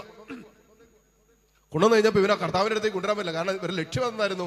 ഇവനെ എങ്ങനെയെങ്കിലും തമ്പുരാന്റെ അടുത്തേക്ക് എത്തിക്കണം. ഇതാണ് ദൈവരാജ്യത്തിന്റെ ശുശ്രൂഷ എന്ന് പറയുന്നത്. ഇവനെങ്ങനെയെങ്കിലും ഇവന്റെ ആത്മരക്ഷയുടെ ഇടത്തിലേക്ക് കൊണ്ടു ചെല്ലണം, കർത്താവിന്റെ അടുത്തേക്ക് ഇവനെ കൊണ്ടെത്തിക്കണം. ഇതിനു വേണ്ടി ഇവര് നോക്കിയിട്ട് ഒരു വഴിയും പറ്റുന്നില്ല. അവസാനം മേൽക്കുര പൊളിച്ച് അവനെ കർത്താവിന്റെ അടുത്തേക്ക് എത്തിച്ചു. ഇന്നുവരെ സുവിശേഷത്തിൽ വേറെ എങ്ങും മേൽക്കുര പൊളിച്ച് ഒരാളെ കർത്താവിന്റെ അടുത്തേക്ക് കൊണ്ടുപോയിട്ടില്ല. അന്ന് വരെ ഒരു പക്ഷേ അവരുടെ ചരിത്രത്തിൽ അങ്ങനെ ഉണ്ടായിട്ടുണ്ടാകണമെന്നില്ല. അതുകൊണ്ട് നവീനമായ വഴികൾ, നമ്മൾ ഒരിക്കലും ചിന്തിച്ചിട്ടില്ലാത്ത ആലോചിച്ചിട്ടില്ലാത്ത വഴികളിലൂടെ ദൈവാത്മാവിന് നമ്മെ നടത്താൻ പറ്റും. ഹല്ലേലൂയ. അത് മേൽക്കുര പൊളിച്ചിട്ടാണെങ്കിലും നമ്മളിലൂടെ ദൈവ നിയോഗങ്ങളും ചില കർത്തൃ ശുശ്രൂഷകളും അവരന് സൗഖ്യം കിട്ടുന്ന, അവരുടെ ആത്മരക്ഷ കിട്ടുന്ന, അവന്റെ നിത്യരക്ഷ ഉറപ്പിക്കുന്ന വഴികളിലേക്ക് ചിലരെയൊക്കെ കൊണ്ടെത്തിക്കാൻ ദൈവത്തിന് എന്നെ, നിന്നെ, നമ്മളെ പ്രയോജനപ്പെടുത്താൻ പറ്റും. അതുകൊണ്ട് മക്കളെ, ഏതെങ്കിലുമൊക്കെ ദൈവരാജ്യത്തിന്റെ ശുശ്രൂഷകൾ ചെയ്യാൻ തീരുമാനമെടുക്കുമ്പോൾ എൻ്റെ ആത്മരക്ഷയാണ് ഞാൻ ഉറപ്പിക്കുന്നത്. യാക്കോബിന്റെ ലേഖനം അതിന്റെ 5-ാം അധ്യായം അവസാനത്തെ വചനത്തില്, യാക്കോബിന്റെ ലേഖനം അതിന്റെ 5-ാം അധ്യായം അവസാനത്തിൽ ഒരു വചനം കിടപ്പുണ്ട്. 19-20 വചനങ്ങൾ വായിക്കുമ്പോൾ പറയാണ്, എൻ്റെ സഹോദരരെ, നിങ്ങളിൽ ഒരാൾ സത്യത്തിൽ നിന്നും വ്യതിചലിക്കുകയും, അതായത് ദൈവത്തിൽ നിന്ന്, സത്യം ഞാനാണ് വഴിയും സത്യവും ജീവനും, യോഹന്നാൻ 14:6. സത്യത്തിൽ നിന്ന് യഥാർത്ഥ സത്യമായ യേശുവിൽ നിന്നും വ്യതിചലിക്കുകയും അവനെ വേറൊരാൾ തിരിച്ചു കൊണ്ടുവരികയും ചെയ്യുന്നെങ്കിൽ, പാപിയെ തെറ്റായ മാർഗത്തിൽ നിന്നും പിന്തിരിക്കുന്നവൻ തന്റെ ആത്മാവിനെ മരണത്തിൽ നിന്നും രക്ഷിക്കുകയും തന്റെ നിരവധിയായ പാപങ്ങൾ തുടച്ചു മാറ്റുകയും ചെയ്യുന്നുവെന്ന് നിങ്ങൾ അറിഞ്ഞുകൊള്ളുവിൻ. ഹല്ലേലൂയ. എന്റെ പാപങ്ങൾക്കുള്ള പരിഹാരമാണ് ഞാൻ കർത്തൃ ശുശ്രൂഷയിലൂടെ ചെയ്തുകൊണ്ടിരിക്കുന്നത്. ഒരാളെ കർത്താവിന്റെ സ്നേഹത്തിലേക്കും വചനം കേൾക്കാനും ദൈവരാജ അനുഭവത്തിലേക്കും സുവിശേഷത്തിന്റെ അനുഭവങ്ങളിലേക്കൊക്കെ ഒരാളെ നമ്മൾ നിർബന്ധിച്ചിട്ടോ പറഞ്ഞോ, സ്നേഹത്തോടെ കരുതലോടെ പറഞ്ഞോ പ്രാർത്ഥിച്ചോ ഒക്കെ കർത്താവിന്റെ സാന്നിധ്യത്തിലേക്ക് നമ്മൾ ഒരാളെ കൊണ്ടുവരുമ്പോൾ, അല്ലെങ്കിൽ രക്ഷയുടെ അനുഭവത്തിലേക്ക്, അല്ലെങ്കിൽ യഥാർത്ഥ സത്യത്തിലേക്ക്, വിശ്വാസത്തിന്റെ വഴിയിലേക്ക് ഒരാളെ കൊണ്ടുവരുമ്പോൾ വചനം പറയാണ്, അവൻ അവന്റെ ആത്മരക്ഷ ഉറപ്പിക്കുകയും നിരവധിയായ പാപങ്ങൾക്ക് പരിഹാരം ചെയ്യുകയും ചെയ്യുന്നുവെന്ന്. അല്ലെ, നമ്മളിപ്പോ മൊബൈലൊക്കെ കിട്ടുമ്പോഴേ ആരെങ്കിലൊക്കെ എന്തെങ്കിലുമൊക്കെ അയച്ചു തരുമ്പോൾ നമ്മൾ എന്ത് ചെയ്യും? അപ്പൊ തന്നെ നമുക്ക് കേട്ടിട്ട് ആ കുഴപ്പമില്ലാത്തൊരു സാധനം തോന്നി അപ്പൊ തന്നെ നമ്മൾ ഫോർവേഡ് ചെയ്യും. അപ്പൊ തന്നെ നമ്മൾ അങ്ങോട്ട് അയക്കും, അങ്ങോട്ടും ഇങ്ങോട്ടൊക്കെ അയക്കും. ഇന്നലെ UK വന്നൊരു പുള്ളി എന്നിട്ട് പറഞ്ഞു, ചാ ഞാൻ അച്ഛൻ്റെ ഇതൊക്കെ ഷെയർ ചെയ്യുന്ന ആളാണ് കേട്ടോ എന്ന് പറഞ്ഞു. ഞാനൊന്നും പറഞ്ഞില്ല. എന്നിട്ട് അച്ഛൻ സംശയമുണ്ടോ, കാണിച്ചു തരാൻ പറഞ്ഞുകൊണ്ട് പുള്ളി അപ്പത്തെ മൊബൈലൊക്കെ തുറന്നുകൊണ്ടോ, ഇത് ഞങ്ങളുടെ ഫാമിലി ഗ്രൂപ്പാണ്, ഇത് ഞങ്ങളുടെ അവിടുത്തെ ഗ്രൂപ്പാണ്, ഞാൻ അങ്ങോട്ടൊക്കെ ഷെയർ ചെയ്യുന്നുണ്ട് കേട്ടോ. അതായത് ഒരു ശുശ്രൂഷ ചെയ്യുക. അപ്പൊ നമുക്ക് നമ്മുടെ മനസ്സിനെ സ്പർശിക്കുന്ന ചില കാര്യങ്ങൾ നമ്മൾ ഇപ്പോൾ വാട്സപ്പും മൊബൈലും ഒക്കെ വഴി ഷെയർ ചെയ്യുന്നത് പോലെ തന്നെ നമ്മുടെ അധരങ്ങൾ കൊണ്ട്, നമ്മുടെ നാവ് കൊണ്ട് ഈ സത്യം നമ്മൾ പ്രഘോഷിക്കേണ്ടതുണ്ട്. ആത്മരക്ഷയുടെ ഏറ്റവും സുപ്രധാനമായ രഹസ്യം, യേശു എനിക്ക് വേണ്ടി മരിച്ചുവെന്നും അവൻ എനിക്ക് വേണ്ടി പീഡ സഹിച്ചുവെന്നും അവൻ കാൽവരിയുടെ നെറുകയിൽ എനിക്ക് വേണ്ടി രക്തം ചിന്തിയെന്നും 3-ാം ദിവസം അവൻ ഉദ്ധാനം ചെയ്തുവെന്നും അവനോടുകൂടെ ജീവിക്കുകയും മരിക്കുകയും ചെയ്താൽ ഞാനും അവനോടൊപ്പം ഉദ്ധാനം ചെയ്യുമെന്നുള്ള കാതലായ രഹസ്യം പ്രഖ്യാപിക്കേണ്ടതുണ്ട്. ഹല്ലേലൂയ. ഇത് പറയണമെന്നേ. ബാക്കി നാട്ടുവിശേഷം പറച്ചിലൊക്കെ ഒന്ന് ഇച്ചിരി കുറച്ചാൽ മതി. കുറ്റം പറച്ചിലും പരദൂഷണം പറച്ചിലും നാട്ടുവർത്താനം പറച്ചിലും അവരുടെ കല്യാണവും അവരുടെ ഫംഗ്ഷനും അവരോടുത്തിരുന്ന സാരിയുടെ കളറും കേട്ടോ, സ്വർണത്തിന്റെ നീളവും വലിപ്പമൊക്കെ പറച്ചിലൊക്കെ നിർത്തിയിട്ട് കർത്താവിന്റെ വലിപ്പം പറയണം. ചില സമയത്ത് നമ്മളിങ്ങനെ ഇങ്ങനെ കല്യാണത്തിനൊക്കെ പോയി അവിടെ ഇടയ്ക്ക് ഇരിക്കുമല്ലോ, ഫംഗ്ഷനൊക്കെ പോയിരിക്കുമ്പോൾ അങ്ങോട്ടൊക്കെ നോക്കി കഴിഞ്ഞാൽ കാണുന്ന ടോപ്പിക് അടുത്ത്, ഇത് കൊള്ളാലോ, ഇത് എവിടെ നിന്ന് മേടിച്ചതാ, കൊള്ളാലോ, ഈ സാരി കൊള്ളാലോ. പിന്നെ അതേക്കുറിച്ച് ഇങ്ങനെ വിവരണമായിരിക്കും. പിന്നെ അത് ഇവിടെ കാണുന്ന പോലെ ഒന്നുമില്ല, കണ്ട എത്ര പറയും, കണ്ട ഒരു 15,000 ഒന്നുമില്ല, കണ്ട അത്ര വെറും 3,000 രൂപയുള്ളൂ കേട്ടാ. പിന്നെ അത് കഴിയുമ്പോഴേക്കും അടുത്ത സാധനം കൈ കിടക്കുന്ന വളയായി, മോതിരമായി. ഇതൊക്കെ ഉള്ളൂ. പള്ളിയിൽ വന്നാലും പള്ളിമുറ്റത്ത് നിന്നാലും ദേവാലയത്തിൽ വന്നാലും കുർബാന കഴിഞ്ഞാലും കുർബാനയ്ക്ക് മുമ്പൊക്കെ ചിലപ്പോൾ ചിലർക്ക് ഇതേ പറയാനുള്ളൂ. കാരിച്ച പ്രസംഗത്തിൽ പറഞ്ഞാലേ ചിലർ തിന്നാനും കുടിക്കാനും ഉറങ്ങാനും മാത്രമാണ്, വേറെ ഒന്നും അവർക്ക് ചിന്തിക്കാൻ പറ്റുന്നില്ല. കാരണം നമ്മുടെ മനസ്സും നമ്മുടെ ആലോചനകളൊക്കെ അത്ര കണ്ട് ലൗകികമായി പോയത് കൊണ്ടാണ്. അതിനെ വിശുദ്ധീകരിക്കേണ്ടതുണ്ട്. അപ്പോ വിശുദ്ധീകരിക്കുന്ന തമ്പുരാന്റെ സ്നേഹത്തിലാണ് ഈ സ്നേഹത്തിൽ വിശുദ്ധീകരിക്കപ്പെട്ട് കഴിയുമ്പോൾ നമുക്ക് പറയുന്നതിനോടൊപ്പം നമുക്ക് എപ്പോഴും ദൈവസ്നേഹത്തിന്റെ ഒരു അനുഭവം പറയാനുണ്ടെന്നേ. അല്ലെങ്കിൽ അറ്റ്ലീസ്റ്റ് ദൈവം സ്നേഹിക്കുന്നെങ്കിലും കർത്താവിൽ ആശ്രയിക്ക്, എല്ലാം ശരിയാകുമെന്ന് പ്രതീക്ഷിക്ക്, ദൈവം കൂടെ, അത്രയെങ്കിലും നമുക്ക് പറയാനുണ്ട്. Hallelujah, hallelujah. നമ്മൾ പാട്ടൊക്കെ പാടും, എന്താ, ദൈവസ്നേഹം വർണ്ണിച്ചിടാൻ. ആ വാക്കുകൾ പോരാത്തോണ്ടായിരിക്കും നമ്മൾ പറയാത്തെ, അല്ലേ? വാക്കുകൾ മതിയാകുന്നില്ല, അതുകൊണ്ടാണ് ഞങ്ങളിപ്പോ ഒന്നും പറയാത്തെ. പാട്ടൊക്കെ നമ്മൾ പാടുകയും ചെയ്യും. പാട്ടിനൊന്നും ഒരു ക്ഷാമില്ലാത്തതുകൊണ്ട് നമ്മളെല്ലാവരും പാടും, കൈയടിക്കുന്നതെല്ലാം ചെയ്യും. പക്ഷേ തമ്പുരാനെ കുറിച്ച് പറയാൻ നമുക്കൊരു ജീവിതമേ ഉള്ളല്ലോ. നമ്മൾ അനുഭവിച്ച രക്ഷയെക്കുറിച്ചും നമ്മളെ ഇന്നോളം നിലനിർത്തിയ കൈപിടിച്ച ദൈവസ്നേഹത്തെക്കുറിച്ചും നമ്മളെ ഇന്നും തളരാതെയും തകരാതെയും പല ജീവിതത്തിന്റെ അനുഭവങ്ങളിലും മുന്നോട്ട് നടത്താൻ നമുക്ക് ബലം തരുന്ന, ശക്തി തരുന്ന, നമ്മുടെ ആത്മരക്ഷയെ ബലപ്പെടുത്തുന്ന സ്വർഗീയ അനുഭവങ്ങളെ കുറിച്ച് നമ്മൾ പറഞ്ഞില്ലെങ്കിൽ പിന്നെ ആര് പറയും? ഹല്ലേലൂയ. അതുകൊണ്ട് കർത്തൃ ശുശ്രൂഷ ചെയ്യുന്നതിൽ നമ്മൾ ഒരിക്കലും മടുപ്പ് തോന്നരുത്. അതുകൊണ്ടാണ് കർത്താവ് പറഞ്ഞത്, അപ്പോസ്തലന്മാരോടൊക്കെ അവസാനം പറഞ്ഞത്, നിങ്ങൾ ലോകമെങ്ങും പോയി സുവിശേഷം പ്രസംഗിക്കുക, എന്നിട്ട് പിതാവിന്റെയും പുത്രന്റെയും പരിശുദ്ധാത്മാവിന്റെയും നാമത്തിൽ നിങ്ങൾ സ്നാനം നൽകുവിൻ. മർക്കോസിന്റെ സുവിശേഷം 16 മത്തായിയുടെ സുവിശേഷം 28 അവസാന ഭാഗങ്ങളിൽ കർത്താവ് അപ്പോസ്തലന്മാർക്ക് കൊടുത്ത ഒരു നിർദ്ദേശമാണ്, ഒരു കൽപ്പനയായിട്ട് നമുക്കതിനെ കാണാം. 1 കൊരിന്ത്യർ 9:16 പൗലോസ്ലീഹ പറയുന്നില്ലേ, നിങ്ങൾ സുവിശേഷം പ്രസംഗിക്കുന്നില്ല എങ്കിൽ നിങ്ങൾക്ക് ദുരിതം, സുവിശേഷം പ്രസംഗിക്കുന്നെങ്കിൽ അതിന് അഹംഭാവത്തിന് വകയില്ല, എന്നാൽ സുവിശേഷം പ്രസംഗിക്കുന്നില്ലെങ്കിലോ നിങ്ങൾക്ക് ദുരിതം എന്നാണ് പറഞ്ഞത്. ഇത് നമ്മൾ വേണമെങ്കിൽ ചെയ്യേണ്ട ഒരു വിഷയമല്ല, എങ്ങനെയെങ്കിലൊക്കെ ചെയ്യേണ്ട ഒരു വിഷയമല്ല, മറിച്ച് നമ്മൾ നിർബന്ധിതപൂർവ്വം നമ്മുടെ ആത്മരക്ഷയെക്കുറിച്ച് നമുക്ക് ശ്രദ്ധയുണ്ടെങ്കിൽ, നമ്മുടെ ആത്മരക്ഷയെക്കുറിച്ച് അല്പമെങ്കിലും നമുക്ക് ആലോചനയുണ്ടെങ്കിൽ നമ്മൾ നിരന്തരം നിവർത്തിക്കേണ്ട ഒരു നിലപാടാണ്, ഒരു തീരുമാനമാണ് കർത്തൃ ശുശ്രൂഷയിൽ, ദൈവരാജ്യത്തിന്റെ ശുശ്രൂഷകളിൽ നമ്മൾ നിരന്തരം വ്യാപരിക്കേണ്ടതുണ്ട്. ഹല്ലേലൂയ. ബാക്കി ഏതെങ്കിലും കാര്യങ്ങളുമായി ബന്ധപ്പെട്ട് നിങ്ങളുടെ ജീവിതത്തെ കൊണ്ടുപോയി നമ്മുടെ ആത്മരക്ഷയെക്കുറിച്ച് അത് ബോധ്യപ്പെടുത്തി തരോ? രാവിലെ ഒരു സിനിമ ഉണ്ട്, ഉച്ചയ്ക്ക് ഒരു സിനിമ കണ്ട്, വൈകിട്ട് കുറെ വീഡിയോ ഗെയിം കളിച്ച്, രാത്രി കുറെ നമ്മുടെ ആത്മരക്ഷയെക്കുറിച്ച് നമുക്ക് എന്തെങ്കിലും ബോധ്യം തരോ? രാവിലെ കുറെ സീരിയൽ കണ്ട് വൈകിട്ടും അതേ സീരിയൽ കണ്ട് നമ്മുടെ ആത്മരക്ഷയെക്കുറിച്ചാണോ പറഞ്ഞിരുന്നേ? അല്ല. പക്ഷേ നമ്മൾ കർത്താവിന്റെ ദൈവരാജ്യത്തിന്റെ ശുശ്രൂഷകൾ എന്തെങ്കിലുമൊക്കെ നമ്മൾ ചെയ്യുമ്പോൾ അത് നമ്മുടെ ആത്മരക്ഷയെക്കുറിച്ച് നമുക്കൊരു ബോധ്യം തന്നുകൊണ്ടിരിക്കും.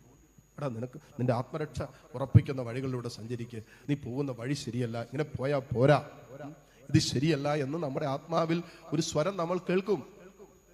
യെശയ്യാ 30:21 പറഞ്ഞു, നീ ഇടത്തോട്ടോ വലത്തോട്ടോ തിരിയുമ്പോൾ നിന്റെ കാതുകൾ പിന്നിൽ നിന്ന് ഒരു സ്വരം ശ്രവിക്കും, ഇതാണ് വഴി, ഇതിലേ പോവുക. ഇതാണ് വഴി, ഇതിലേ പോവുക. അത് കർത്താവിന്റെ സ്വരമാണ്. ആ സ്വരം കേൾക്കുന്നത് ദൈവരാജ്യ ശുശ്രൂഷകളുമായി ബന്ധപ്പെട്ട് ഒരു നിൽക്കുമ്പോഴാണ്. സന്തോഷത്തോടെ പറഞ്ഞേ ഹല്ലേലൂയ, ഹല്ലേലൂയ. ഇനി മറ്റൊരു വിഷയത്തിൽ നമുക്ക് മടുപ്പ് തോന്നരുത് എന്ന് വചനം പറയുന്നത് ഗലാത്യർക്ക് എഴുതിയ ലേഖനം അതിന്റെ 6-ാം അധ്യായം 9-ാമത്തെ വചനം എടുത്ത് ഇതുകൂടി പറഞ്ഞ് നമ്മൾ അവസാനിപ്പിക്കാം. ഇതിനേക്കാൾ പ്രധാനപ്പെട്ട ചില കാര്യങ്ങൾ കൂടിയുണ്ട്, എന്നാലും നമ്മളിത് പറഞ്ഞ് നമ്മൾ അവസാനിപ്പിക്കുകയാണ്. ഗലാത്യർക്ക് എഴുതിയ ലേഖനം 6-ാം അധ്യായം അതിന്റെ 9-ാമത്തെ തിരുവചനം. എന്തോ? നന്മ ചെയ്യുന്നതിൽ നമുക്ക് മടുപ്പ് തോന്നാതിരിക്കട്ടെ, എന്തെന്നാൽ നമുക്ക് മടുപ്പ് തോന്നാതിരുന്നാൽ യഥാകാലം വിളവെടുക്കാം. നമ്മൾ വിചാരിക്കും നമ്മൾ ഇന്ന് ചെയ്യുന്ന നന്മയുടെ ഫലം അപ്പോൾ തന്നെയാണ് നമുക്ക് കിട്ടുന്നതെന്ന് ചിന്തിക്കരുത്. ഞങ്ങൾ ഈ പറയുന്ന ഈ ഫ്രൂട്ട് ട്രീയൊക്കെ അന്വേഷിച്ചിട്ടുള്ള സമയത്ത് കൊറോണ തുടങ്ങിയപ്പോൾ ഞാനും അന്വേഷിച്ചിനും കൂടിയൊക്കെ പോയി ഹോം ഗ്രൗണ്ട് കാഞ്ഞിരപ്പള്ളി പോയിട്ട് അത്യാവശ്യം കാശൊക്കെ മുടക്കി മേടിച്ചുകൊണ്ടെന്ന് വെച്ചാൽ ഫ്രൂട്ട് ട്രീയാണ്. ഇന്നലെ മിനിഞ്ഞാന്നൊക്കെ അത് നല്ല വരിക്കച്ചക്ക തിന്നത്, തേനൂറെന്ന വരിക്കച്ചക്ക, ഞങ്ങളുടെ വായെന്നൊക്കെ വെള്ളം വരുന്നുണ്ട്. നല്ല തേൻ പോലത്തെ വരിക്കച്ചക്ക നട്ടിട്ട് പിറ്റേ ദിവസം പോയിട്ട് ചക്കയായോ എന്ന് പറഞ്ഞ് ഞങ്ങൾ ആരും പുറകെ നടന്നു ഇല്ലല്ലോ, ഇല്ല. അനീഷിച്ചനായിരുന്നു അതിനകത്ത് കൂടുതലും വെച്ചത് അനീഷിച്ചനായിരുന്നു. അനീഷിച്ചൻ്റെ കൈ നല്ലതായതുകൊണ്ട് ഞാൻ പറഞ്ഞു അച്ഛൻ വെച്ചോളാൻ പറഞ്ഞു. അങ്ങനെ കുഴിയൊക്കെ മാന്തി കൊടുത്തിട്ട് അച്ഛനെ കൊണ്ടാണ് പലതും വെപ്പിച്ചത്. ബാക്കി ഞങ്ങളുടെ എൽസമ്മ ചേച്ചിയും വെച്ചു. എൽസമ്മ ചേച്ചി എന്നാ വെച്ചാലും പിടിക്കും, തലകുത്തി നട്ടാലും പിടിക്കും. അതുകൊണ്ട് കുറേയൊക്കെ എൽസമ്മ ചേച്ചിനെ കൊണ്ടൊക്കെ വെപ്പിച്ചത് അല്ലേ. അതിന്റെ ഫലം എടുക്കുന്നത് ഈ 2-2.5 വർഷം കഴിഞ്ഞപ്പോഴാണ്, 3 വർഷം കഴിഞ്ഞപ്പോൾ എല്ലാത്തിലും തന്നെ അതിനകത്ത് പേരക്ക ഉണ്ടായി, റംബൂട്ടാൻ ഉണ്ടായി, ചാമ്പങ്ങ ഉണ്ടായി, അതിന്റെ കടച്ചക്ക ഉണ്ടായി. സന്തോഷമാകുന്നുണ്ടല്ലോ ഇത് കേട്ടിട്ടല്ലേ. ഇവിടെ ഇരിച്ച സ്ഥലമൊക്കെ ഉണ്ടെങ്കിൽ ഇങ്ങനെ എന്തെങ്കിലുമൊക്കെ വെക്കുവാണെങ്കിലേ. ഇപ്പൊ നന്മ ചെയ്യുന്നതിൽ മടുപ്പ് തോന്നരുത്, കാരണം നമ്മൾ യഥാകാലം എന്നാണെന്നറിയില്ല, അതിന്റെ വിളവെടുപ്പിനൊരു സമയമുണ്ട്. അത് ഗ്യാരണ്ടിയാണ്. എന്നാണ് അതിൽ നിന്ന് ഫലമുണ്ടാകുന്ന നമുക്കറിയില്ല, പക്ഷെ ഫലമുണ്ടാകുന്ന ഒരു സമയമുണ്ട് എന്ന് പറയുന്നത് പോലെ നമ്മൾ ചെയ്യുന്ന സകല നന്മ പ്രവർത്തികൾക്കും അതിന് വിളവെടുപ്പിന്റെ ഒരു കാലമുണ്ട്. ഈ ലോകത്തിൽ അല്ലെങ്കിൽ ദൈവസന്നിധിയിൽ നിൽക്കുമ്പോൾ നമ്മൾ ചെയ്തിട്ടുള്ള എല്ലാ നന്മകൾക്കും തിന്മകൾക്കും പ്രതിഫലം സ്വീകരിക്കേണ്ടതിന് അവന്റെ ന്യായാസനത്തിന്റെ മുമ്പിൽ ഒരു നാൾ നാം വരണം. 2 കൊരിന്ത്യർ 5:10. ആര് തന്നെയായാലും നാം ചെയ്തിട്ടുള്ള നന്മകൾക്കും തിന്മകൾക്കും പ്രതിഫലം സ്വീകരിക്കേണ്ടതിന് വിളവെടുക്കേണ്ടതിന് ഒരു നാൾ അവന്റെ ന്യായാസനത്തിന്റെ മുമ്പിൽ നാം വരണം. ഒരു കാര്യം ഉറപ്പാണ്, വിളവെടുപ്പുണ്ട്. പക്ഷേ നന്മ വചനം പറയുന്ന പോലെ നന്മ ചെയ്തവൻ നന്മയുടെ വിളവെടുക്കും, തിന്മ ചെയ്തവൻ അതിന്റെ വിളവെടുക്കും. അതുകൊണ്ടാണ് നന്മ ചെയ്യുന്നതിൽ നമ്മൾ മടുപ്പ് തോന്നരുത് എന്ന് വചനം പറയുന്നത്. മടുപ്പ് തോന്നിയാൽ എന്റെ പ്രശ്നം എന്നറിയാമോ? നമ്മൾ ആ സമയം തിന്മ ചെയ്യാൻ തുടങ്ങും. ഇതിനെല്ലാത്തിനും ഓപ്പോസിറ്റ് ഇഫക്റ്റ് ഉണ്ടെന്നേ. ഒരുവന്റെ ഹൃദയത്തിന് സ്നേഹിക്കാൻ പറ്റാതെ കഴിഞ്ഞാൽ കുറച്ച് കഴിയുമ്പോൾ ആ ഹൃദയം വെറുപ്പ് നിറഞ്ഞ ഹൃദയമായിട്ട് മാറും. ദൈവത്തെ ചേർത്ത് പിടിക്കാത്ത ഒരു ഹൃദയം കുറച്ചു നാൾ കഴിയുമ്പോൾ പിശാചിന്റെ വാസസ്ഥലമായിട്ട് മാറും. നന്മ ചെയ്യാതെ കടന്നു പോകുന്ന ഒരു ജീവിതം കുറച്ചു കഴിയുമ്പോൾ ചെയ്യുന്നതൊക്കെ തിന്മയായിട്ട് മാറും. അതുകൊണ്ടാണ് നന്മ ചെയ്യുന്നതിൽ നമുക്ക് മടുപ്പ് തോന്നരുത്. പറ്റാവുന്നത്ര നന്മ ചെയ്യുക. നമുക്കറിയില്ല എത്ര നാൾ കൂടി നമുക്ക് നന്മ ചെയ്യാൻ പറ്റുമെന്ന്. അതുകൊണ്ട് ചെയ്യാവുന്നത്ര നമ്മുടെ പരിധിക്കുള്ളിലും പരിമിതിക്കുള്ളിലുള്ള വിധത്തിലുള്ള നന്മകൾ ചെയ്യുക. പരിമിതിക്കപ്പുറം പോയി നന്മ ചെയ്യുന്നവരെയും നമ്മൾ ഈ കാലഘട്ടത്തിൽ കണ്ടുകൊണ്ടിരിക്കുകയാണ്. ഹല്ലേലൂയ. ഒന്നുമില്ലായ്മയിൽ നിന്നും പട്ടിണിയിലും ദാരിദ്ര്യത്തിലൊക്കെ ഈ പറയുന്ന പോലെ അനേകം നന്മ പ്രവർത്തികൾ ചെയ്യുന്ന എത്രയോ പേരുണ്ടെന്നറിയാമോ? ഞങ്ങൾ ഈ MSFS വൈദികരൊക്കെ എന്നെയൊക്കെ ഞങ്ങളൊക്കെ പലരും ഇങ്ങനെ സ്പോൺസർ ചെയ്യും. വൈദിക വിദ്യാർത്ഥികൾ നമുക്കറിയാം, കാരിസ്മയോട് ചേർന്ന് ഒത്തിരി കുടുംബങ്ങൾ വൈദിക വിദ്യാർത്ഥികളെ സ്പോൺസർ ചെയ്ത് പഠിപ്പിക്കുന്നുണ്ട്. ഇപ്പൊ ഞങ്ങളൊക്കെ പഠിച്ചുകൊണ്ടിരുന്ന സമയത്തൊക്കെ വിദേശത്തു നിന്നൊക്കെ ചില ഞങ്ങളുടെ അച്ഛന്മാർ ശുശ്രൂഷ ചെയ്യുന്നിടത്തൊക്കെ ആരെങ്കിലൊക്കെ ഇങ്ങനെ മുന്നോട്ട് വന്ന് സഹായിക്കാനൊക്കെ വരുന്നു. ഇപ്പൊ നമുക്ക് വിദേശത്തു നിന്നൊക്കെ ഉള്ള ഫണ്ടുകളെല്ലാം നമുക്ക് ഇങ്ങനെ ഇപ്പൊ കിട്ടാത്ത സമയമാണല്ലോ. അപ്പൊ നാട്ടിൽ തന്നെ നമുക്ക് പലയിടങ്ങളിലും പലരും ഒക്കെ ഇങ്ങനെ സെമിനാരി സ്പോൺസർ ചെയ്തൊക്കെ എടുത്തുന്നുണ്ട്. ഇപ്പൊ ഞാനൊക്കെ പഠിച്ചുകൊണ്ടിരുന്ന സമയത്ത് എനിക്കറിയാം ഇപ്പോഴും മഞ്ഞാക്കലച്ചൻ അവിടെ യൂറോപ്പിൽ ശുശ്രൂഷയ്ക്ക് പോയപ്പോൾ ഒരു പ്രായമായ ഒരു അമ്മച്ചിയാണ് എന്നെയൊക്കെ സ്പോൺസർ ചെയ്ത്. എനിക്ക് പേര് മാത്രമേ ഇപ്പോഴും അറിയത്തുള്ളൂ, ആളെ ഞാൻ കണ്ടിട്ടില്ല. ഞങ്ങൾ എല്ലാ വർഷവും ക്രിസ്മസിന് ലെറ്റർ എഴുതും, നന്ദി എന്നൊക്കെ പറഞ്ഞുകൊണ്ട് ലെറ്റർ എഴുതുമായിരുന്നു. അത്രേ നമുക്കുള്ളൂ. അപ്പോൾ പട്ടത്തിനൊക്കെ മുമ്പ് ഞാനൊരു ലെറ്റർ എഴുതി, എൻ്റെ പട്ടമാണ്, തിരുപ്പട്ടമാണ്, ഇതുവരെ സഹായിച്ചതിനൊക്കെ നന്ദി എന്നൊക്കെ പറഞ്ഞ ലെറ്റർ എഴുതി. പിന്നെ ഞാൻ അച്ഛനെ കണ്ടപ്പോൾ മഞ്ഞാക്കലച്ചൻ പറഞ്ഞൊരു കാര്യമാണ്, പേര് ചോദിച്ചപ്പോൾ അച്ഛൻ പറഞ്ഞാൽ അത് എനിക്കറിയാം, ഇങ്ങനെ ഒരാളാണ്, വെറോണിക്ക എന്നങ്ങോട്ട് പറയുന്നതാണ് പേര്, എനിക്ക് കറക്റ്റ് പ്രൊനൗൺസിയേഷൻ അറിയത്തില്ല. അപ്പോൾ അവരൊക്കെ 10, 70, 75 വയസ്സ് പ്രായമുള്ള അമ്മച്ചിമാരാണ്. എന്നെ പഠിപ്പിക്കാൻ വേണ്ടിയിട്ട് അവര് ഈ ഷോപ്പിംഗ് മാളുകളിൽ പോയി രാവിലെ മുതൽ വൈകിട്ട് വരെ പണിയെടുത്തിട്ടാണ് കിട്ടുന്ന കാശ് കൊണ്ടാണ് ഈ നാട്ടിലേക്ക് നമുക്ക് തരുന്നത്. അതായത് കേരളത്തിലുള്ള ഈ വൈദിക വിദ്യാർത്ഥികളെ പഠിപ്പിക്കാൻ വേണ്ടി അവർ കാശ് തരുന്നത് നമ്മൾ വിചാരിക്കും 10, 30, 40 വയസ്സ് ചുരുർ അല്ല. അച്ഛൻ പറഞ്ഞു ആ അമ്മച്ചിക്ക് 70, 75 വയസ്സ് പ്രായമുണ്ട്. ഇങ്ങനെ ഞാനൊരു വിഷയം പറഞ്ഞു, അമ്മച്ചി പറഞ്ഞു എനിക്കിപ്പോൾ എൻ്റെ കയ്യിലൊന്നുമില്ല, പക്ഷെ എന്നാലും ഞാൻ എവിടെ നിന്നെങ്കിലൊക്കെ ജോലി എടുത്ത് അച്ഛൻ പറഞ്ഞ കാശ് ആ ഒരു എമൗണ്ട് എന്നെ കൊണ്ട് പറ്റാവുന്ന രീതിയിൽ ഞാൻ സഹായിക്കാം, ദൈവരാജ്യത്തിന് വേണ്ടിയിട്ടല്ലേ, സഭയ്ക്ക് വേണ്ടിയിട്ടല്ലേ, വൈദികരുണ്ടാകാൻ വേണ്ടിയിട്ടല്ലേ എന്ന് പറഞ്ഞുകൊണ്ട് ഈ പറയുന്ന 10, 75, 80 വയസ്സുള്ള അമ്മച്ചി ഈ ഷോപ്പിംഗ് മോളിൽ പോയി നിന്ന് ഈ സാധനങ്ങളൊക്കെ എടുത്തു കൊടുക്കുന്ന അവിടെ പോയി നിന്ന് കടയിൽ പോയി നിന്ന് അധ്വാനിച്ച് അത് കിട്ടുന്നത് അയച്ചു തന്നിട്ടാണ്, അല്ലെങ്കിൽ ഏതെങ്കിലും ഹോട്ടൽ മുറികളിലോ അല്ലെങ്കിൽ ഏതെങ്കിലും നമ്മുടെ ഹോട്ടലുകളിലൊക്കെ സഹായിക്കാനോ അവരുടെ ബെഡ് വിരിക്കാനോ ബെഡ് ക്ലീൻ ചെയ്യാനോ ഒക്കെ നിന്ന് കിട്ടുന്നത് കൊണ്ടാണ് അവര് ഇത് അച്ഛനെ ഏൽപ്പിച്ചിട്ട് ഞങ്ങളുടെ ഒക്കെ പഠനത്തിന് അത് കാരണമായിട്ട് മാറിയത്. നമ്മൾ വിചാരിക്കും സമ്പന്നതയിൽ നിന്നാണ് എല്ലാവരും നൽകുന്നത്. എല്ലാവരും അങ്ങനെയല്ല, അങ്ങനെ നൽകുന്ന അനേകരുണ്ടല്ലെന്നല്ല ഞാൻ പറയുന്നത്. ദൈവം സമ്പന്നത നൽകി അനുഗ്രഹിച്ചവരുണ്ട്. ഇല്ലായ്മയുടെയും പട്ടിണിയുടെയും ദാരിദ്ര്യത്തിന്റെയും കഷ്ടപ്പാടിന്റെയും നടുവിലും ദൈവരാജ്യത്തിനും ദൈവരാജ്യത്തിന്റെ ശുശ്രൂഷകൾക്കും അനേകരുടെ നന്മയ്ക്കും അനേകരെ സഹായിക്കാനും ഒക്കെ ശുശ്രൂഷ ചെയ്യുന്നവരും നന്മ ചെയ്യുന്നവരുണ്ട്. അതുകൊണ്ട് വചനം പറയുന്നത് നന്മ ചെയ്യുന്നതിൽ മടുപ്പ് തോന്നരുത്, യഥാകാലം വിളവെടുക്കാം. ഹല്ലേലൂയ. ഇതിന്റെ വിളവ് എന്ന് നമ്മൾ എടുക്കുമെന്ന് അറിയത്തില്ല, പക്ഷേ വിളവെടുപ്പിന്റെ സമയമുണ്ട്.